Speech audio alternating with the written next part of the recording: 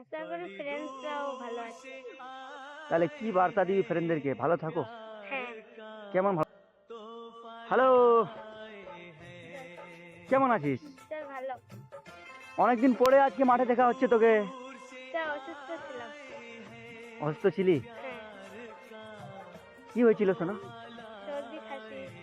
আচ্ছা, ফ্রেন্ডস মানে দেখতে পাচ্ছে না না, তো ফ্রেন্ডসের কমেন্ট আসছে যে কই স্বপ্নাকে দেখতে পাচ্ছি না, ইন্ডিয়ান স্বপ্না কোথায় চলে গেছে?